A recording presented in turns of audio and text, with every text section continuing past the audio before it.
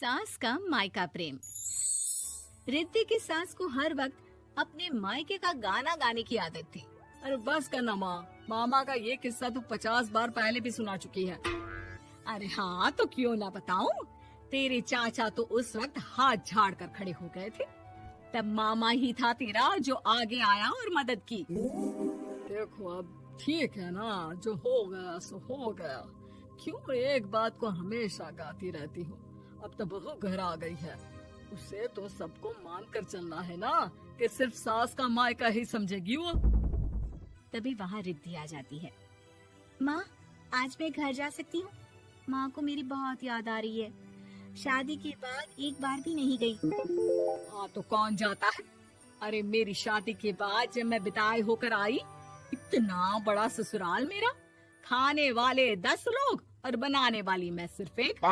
ऐसा लग रहा था जैसे सिर्फ खाना बनाने के लिए ही ब्याह किया है। वो तो मेरा भाई था, गांव से एक काम करने वाली चाची को भेज दिया जो मेरा हाथ पटाती थी, और उसको पैसा, खाना, कपड़ा, रहने के लिए कमरा, वो सब किसने दिया था? तुम्हारे भाई ने। ये मामला रोज का था।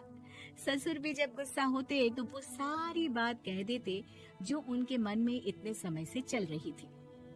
मेरा भाई, भाभी, भतीजा, भतीजी सब छुड़वा दिया। मैंने जीवन भर सिर्फ तुम्हारे परिवार वालों से निभाया, लेकिन अब भी चैन नहीं है तुमको।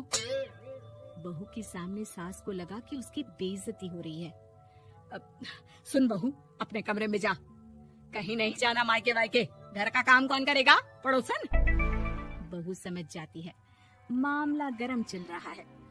कमरे में जाने में ही भलाई है। कमरे में क्या है? तुम्हारी माँ हर वक्त चिक चिक चिक चिक करती रहती है। कल ताई मिली थी तुम्हारी मुझे, लेकिन मजाल है सासू माँ की उन्होंने एक बुराई की हो, लेकिन सासू माँ हाँ, जब देखो तब ससुराल के लोगों की बुराई करती रहती है। बेचारे पापा जी कितना मिस करते हैं अपने घर वालों को। मेरा तो बड़ा मन करता है कि ताऊ जी, चाचा जी और सब मिलकर रहे, ना साथ रहे लेकिन आना जाना तो ठीक से रखे। हिंदुस्तान और पाकिस्तान एक हो सकता है, लेकिन चाचा और ताऊ के परिवार के साथ हम लोगों का मिलन ना जी ना कभी नहीं हो सकता। ये बात है। देखिए मेरे साथ ना ज्यादा चैलेंज मत करिएगा। ऐसा कोई काम नहीं है जो मैं नहीं कर सकती। ससुर जी जो कि बहू की बात सुन रहे थे सामने आ जाते हैं। अरे बेटा, तू ये कर सकती है तो प्लीज मेरा परिवार किसी तरह मुझसे मिलवा दे। सारी जवानी तो मैंने किसी तरह काट ली, लेकिन जीवन के इस पड़ाव पर बहुत याद आती है मेरे परिवार की। हाँ हाँ पिताजी, आप चिंता मत करिए, बस मेरा साथ देते रहिए आप दोनों। फिर देखिए कैसे माँ जी भी ठीक हो जाएंगी और पूरा परिवार भी एक हो जाएगा। थोड़ी देर बाद बहू सामान लेकर घर से निकल रही होती है कि मना किया था ना तुझे मायके जाने के लिए, फिर क्यों जा रही है? बहू कुछ कहती इससे पहले ही बेटा बोलने लगता है। क्या है माँ, वो घर जा रही है। वैसे भी उसके माता पिता ने मुझे 10 लाख दिए तब जाकर मेरा काम शुरू हो पाया, वरना तूने मेरे लिए किया क्या है? अरे वाह बेटा, बचपन से पढ़ाया लिखाया, तेरे दुख दर्द में जगी, और आज वो लोग तुझे सही लग रहे हैं।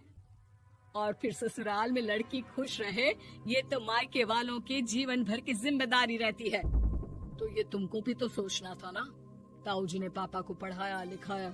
जब तुम नहीं आई थी तो पापा के लिए ताई जी ने पापा